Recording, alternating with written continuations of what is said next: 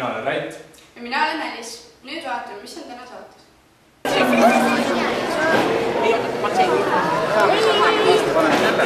Pane midagi vahe. See on normaalne. 11. novembril projekti Teadlik valik raames külastasid meie kooli rakenduskõrgkoolide esindajad. Projekt Teadlik valik on suuremate Eesti rakenduskõrgkoolide koostööprojekt, mille raames külastatakse gümnaasiume üle Eesti alates 2004. aastast. Projekti raames toimuvad gümnaasiumiklassidele 2 koolitunni pikkused programmid, mille kestel tutvustatakse 8 rakenduskõrgkooli.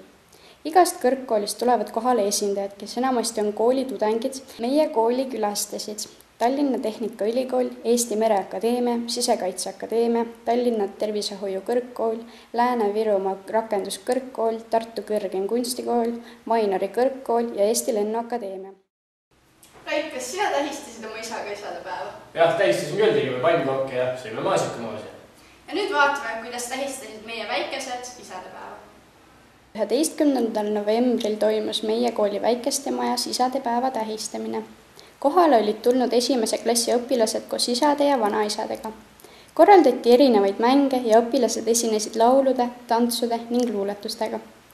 Ürituse lõpus autasustasid lapsed enda isasid ise tehtud medalitega ning kutsusid nad majustama koduklassidesse.